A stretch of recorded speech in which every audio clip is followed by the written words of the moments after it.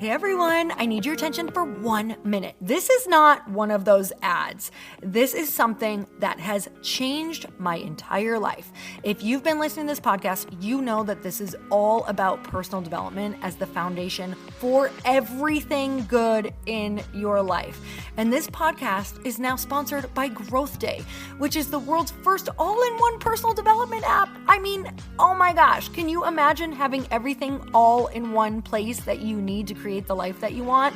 Now you can. So if you've been struggling with your motivation, your mood, your productivity, or your purpose, you have to check this out. Growth Day helps you consciously change your life and achieve your potential. It has all the self-improvement tools, motivational classes, and life coaching all in one place. So many of us want to improve our lives, but the question is how? Where do we start? What do we use? How do you get unstuck? How do you make self-improvement stick? Well, research shows how. It's when you consistently journal, track your habits, set goals, learn from empowering mentors, and challenge yourself that you'll be happier, healthier, and more successful. But let me ask you something. Where do you actually do all of your personal development work? I have to tell you that over 300,000 people use Growth Day for a reason. It works. It's the world's #1 software for self-improvement. Growth Day has an amazing mindset journal that I absolutely love, a habit tracker, and a goal-setting system. In fact, I bet if you went to my stories this week, you probably saw me using the journaling app and telling you to do it too, because it's the first time that journaling has ever actually stuck consistently in my life because of this app. And best of all, Growth Day has live inspirational classes every single week from the world's top motivational speakers and life coaches. These are people who have impacted my life in huge ways. These are mentors who I already knew and loved. In fact, this is something that's so huge for me, you guys. I personally teach a class in Growth Day every single month, and it is one of the most fun things that I get to do, and I'd love to see you there. These classes will truly shift your life. There's always something new that you will learn. So join me and 300,000 achievers growing our lives with actual real intention. Visit growthday.com/Lori for a free trial. Yes, you can try this for free. So go to growthday.com/Lori and go live your best life. You guys, that's growthday.com/Lori. And I can't wait to see you there.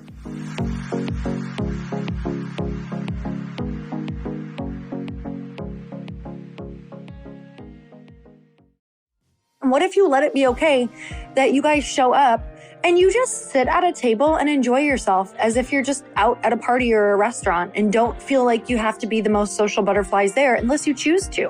What if you don't even have to be the friendliest person? What if it's okay if you leave and you were misunderstood? What if it was okay that someone didn't think that you were friendly? What if that was all okay and it didn't actually matter because it's actually all made up?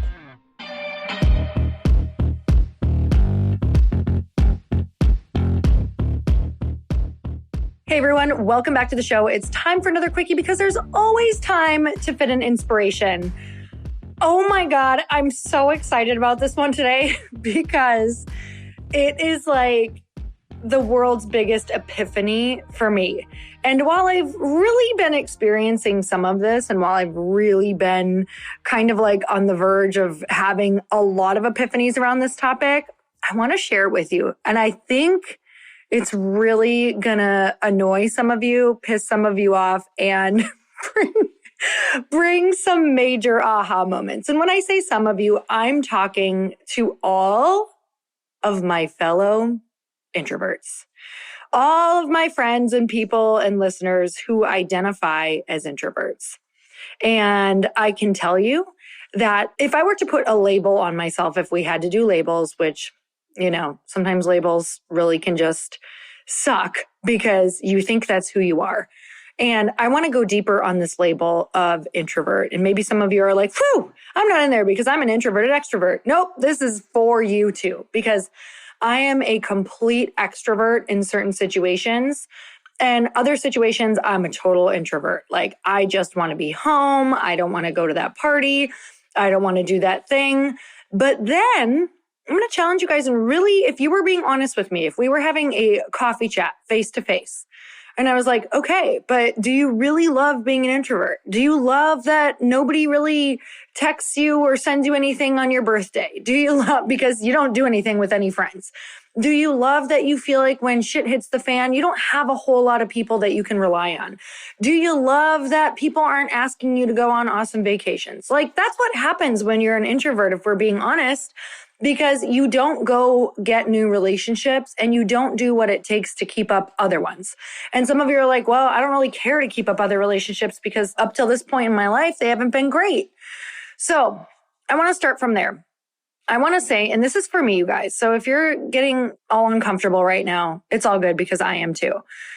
So I have a theory on introverts. Yes, we may need time away from people to recharge, but I want to challenge you. I want to challenge you and say that I don't think you need as much time as you think you do alone and away from people. I think when we spend too much time alone, it's not good for our mental health. I think it's not good for the stories we tell ourselves. I think it's not good for our actual physical health. I think we start falling into bad habits like over drinking, overeating, all of these different things, over you name it. So I want to challenge you and say, I don't know if you're an introvert, and I'm saying this to me too. I want to know if you just have poor judgment on the people and places that you're choosing, poor boundaries with people, or poor energy management around the people and places that you're going. Oh my God, right? That just hit you.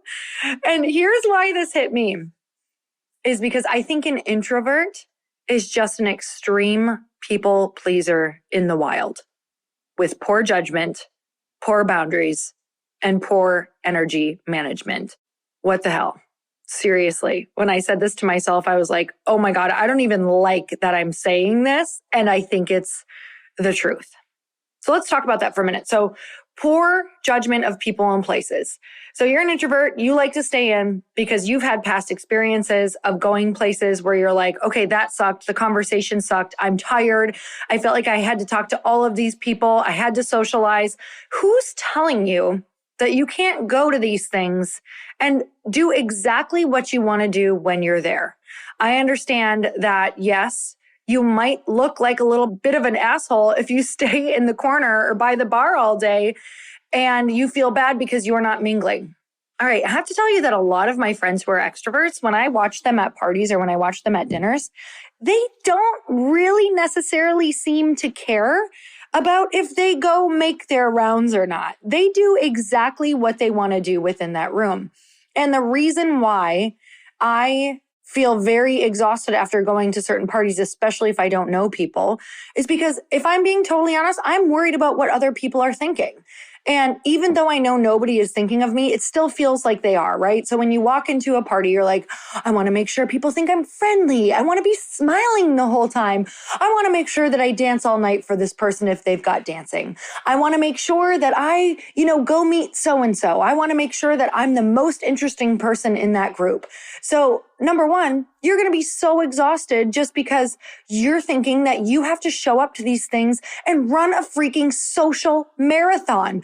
No wonder we're exhausted. You guys, that would be like thinking every time that you go to the gym, you have to do the hardest hit workout of your life for a long ass period of time.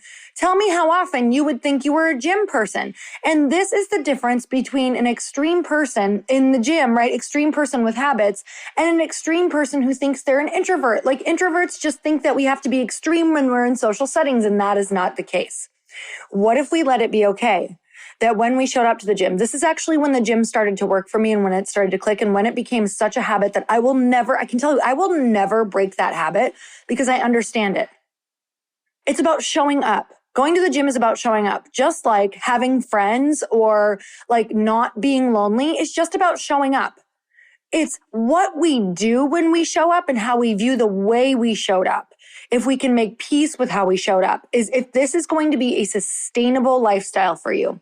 Now, this episode is extremely important to me because something that has changed for me is my happiness, my anxiety, my depression, and my mental health. And the only thing that has changed is that I have gotten more social. And as I've gotten more social, I have had to learn how to manage my energy, how to manage my boundaries, how to not people please in these different places that I'm in. So when you're going to an event and you think about it, what do you think you have to do and be when you're there? Do you think you have to be and do everything and be that person that is the most interesting and make all of those rounds? Or could you just go and let it be okay if you want to leave early?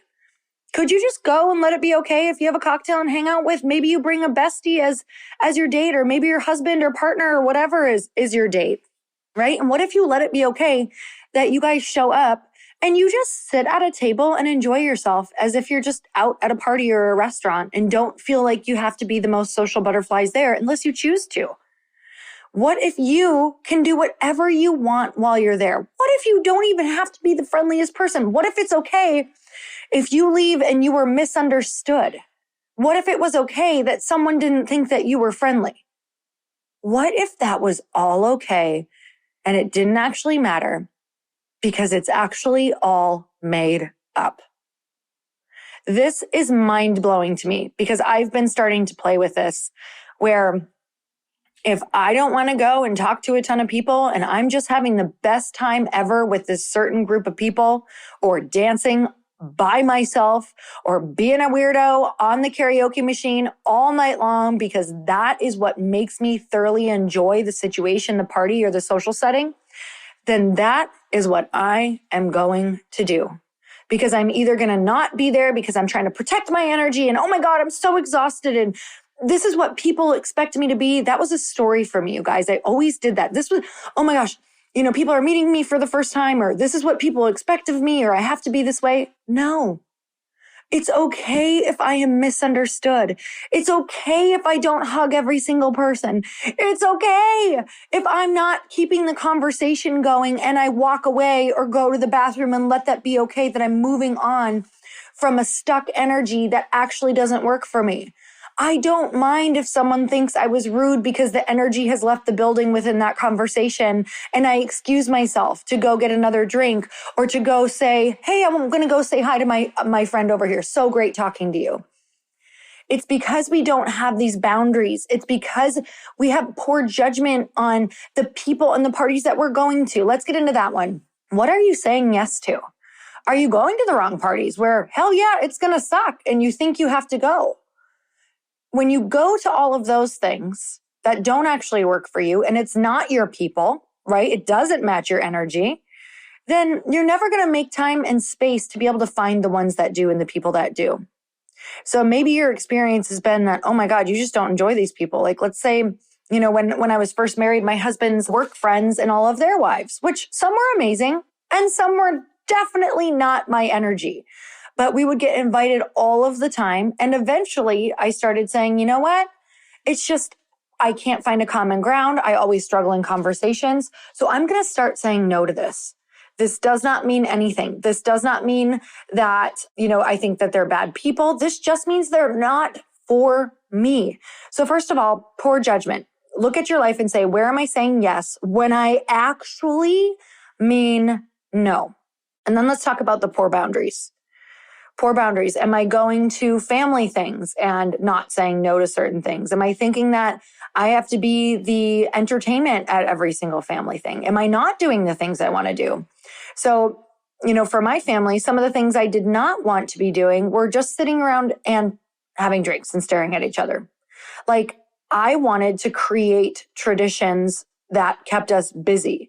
And so this meant that I had to have conversations, and not necessarily boundaries around the people, but maybe boundaries around what we were going to do all day long. Like, no, I actually want to have a conversation around creating new traditions so that we look forward to these things. So what would it look like if everybody did something that they wanted? And you know what? Some of the guys do go over and sit on the couch in the middle of it and say, we're tapping out, we're done. That's called a boundary. That is literally how they make sure that the holiday is fun for them too. So what is a boundary that you could have that at first is not going to feel good, that people might even say something, but you could actually use, I love this one, use your words, right? Use your adult words and say, I struggle with getting together sometimes because I feel so exhausted when I'm done because I show up here and I'm not fully me. If I were to show up here and just really enjoy myself, it would look like this. I'd probably be quiet and sit on the couch and enjoy the visiting and watch the kids and enjoy the company. Or I'd cook in the kitchen and I'd be quiet and I'd pick up and do all those things because that's what I enjoy.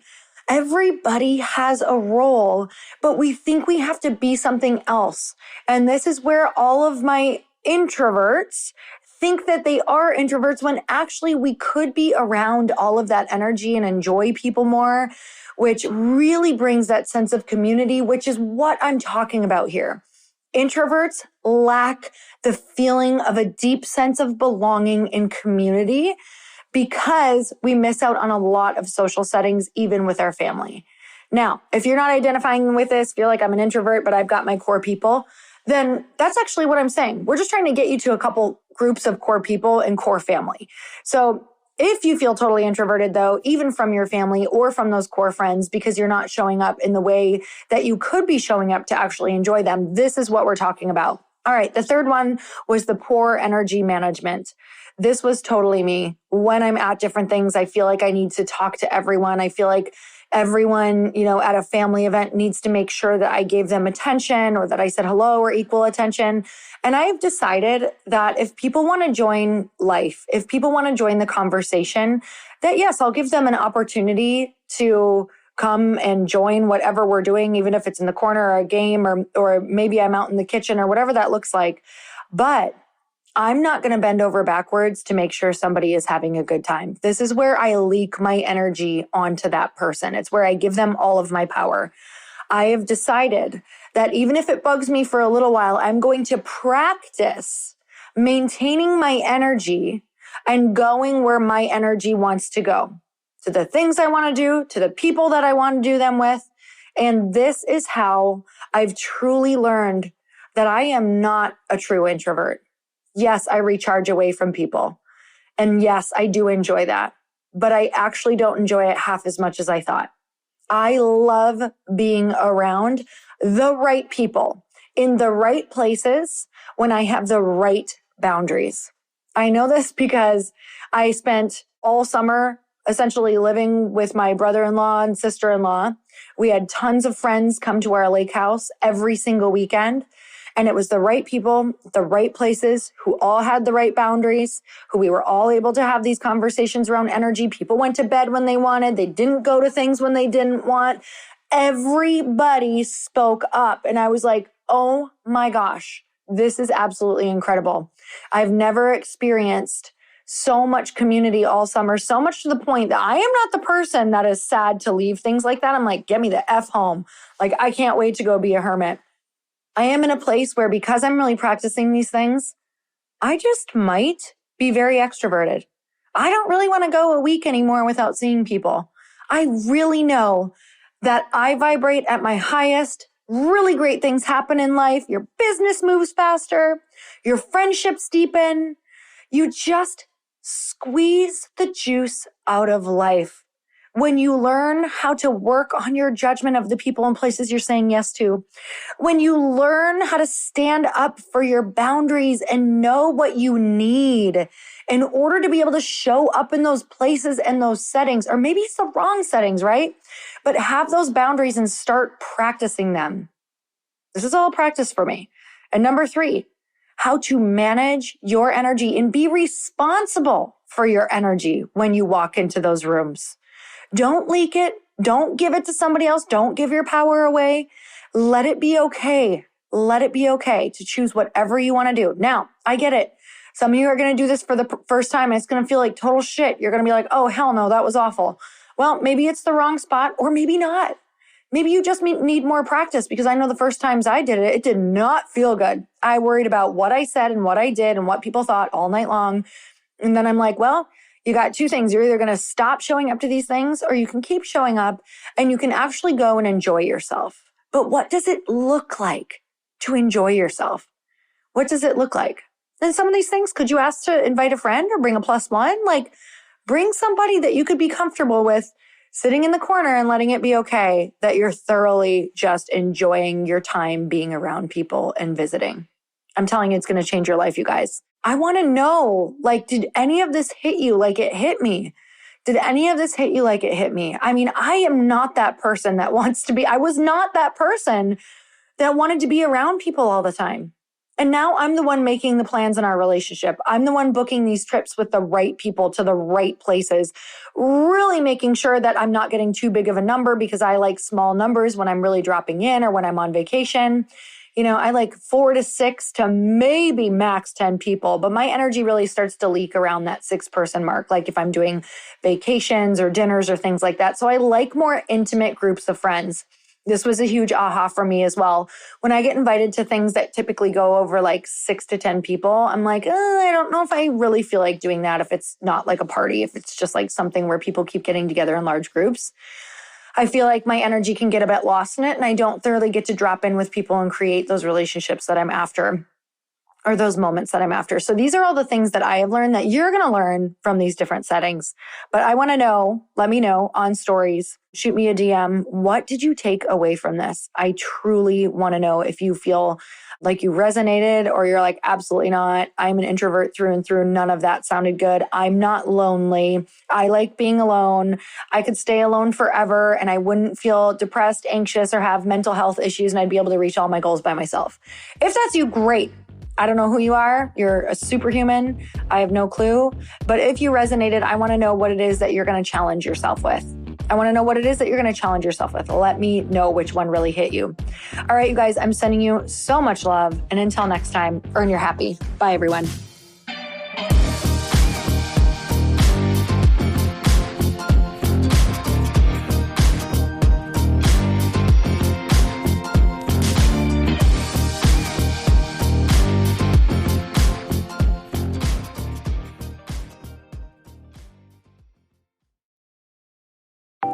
Want to know a huge secret to my success? Okay, not only my success, but just about every single person that I have interviewed on this podcast who is successful has this in common. You guys, they love to journal. They capture their life lessons and what they're grateful for. But a lot of people don't keep this up consistently. And most people do know that the research shows that journaling deepens your gratitude and increases self-awareness. But did you also know that journaling decreases stress and helps you achieve your goals faster? In fact, journaling is a huge differentiator between average performers at work and high-performing people.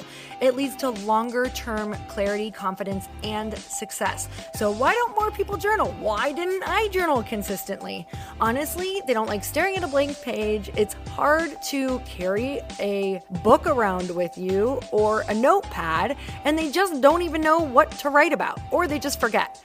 That's why I know that you're going to love Growth Day. It's the world's #1 system for self-improvement, and it's like all-in-one personal development in an app. And it has an awesome digital journal, and people love it. Growth Day's digital journal has hundreds of research-backed writing prompts for self-reflection, positive mindset, confidence building, and success. I use them all the time, and it makes me think in ways that I typically don't, and it makes me ask myself better questions, which we all know gets better results in our life. It even has prompts that help you develop a daily, weekly, or monthly habit of reflecting on your life and identifying areas to grow. So it's a perfect time of year to start journaling, you guys. When you sign up at Growth Day, you also get systems for habit tracking, goal setting, and scoring, and improving every area of your life. Best of all, I get to teach there too, you guys. I'm so excited. I hope that I get to see you.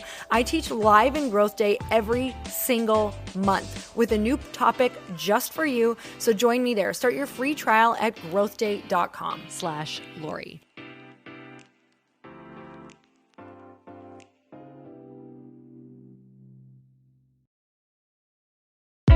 Hey, I know if you're listening to this podcast that you have big dreams and big goals. And one of the things that can really stop you is struggling with your marketing. Trust me, I have been there. Are you using 10 different systems just to build your online business? Then I want you to try Kajabi. Kajabi helps you build your web pages, set up funnels, and sell your courses, content, coaching, or communities. You've been hearing me talk a lot about funnels on this podcast and the importance of your email list. You can get a free trial at kajabi.com. That's Kajabi.com. I've talked about Kajabi before, but here's something that's super cool and new. They just rolled out an AI assistant for creating your online course curriculum. And this means you just type in a topic that you want to create on a course or webinar, and bam, it just generates a sample outline for you. It takes a ton of the hard work away. Of course, you're going to customize it to be your own, but this really helps you get over the struggle of how in the world to start, which is where most people stop. If you're like me, starting is always the hardest part, and that's what makes Kajabi so popular. They've made it easier for creators to build web pages, build courses, build coaching programs, build membership sites, build checkout pages, and build email funnels. So if you're struggling with any of those, you got to go check it out. Go to kajabi.com. Kajabi was really the first all-in-one system and is trusted by over 100,000 creators. I think that's good enough for me. Also, as influencers and marketers who use this. And now their smart AI platform makes it easy to take what you know and turn it into an online course and business. Go start building with a free trial at kajabi.com. That's kajabi.com.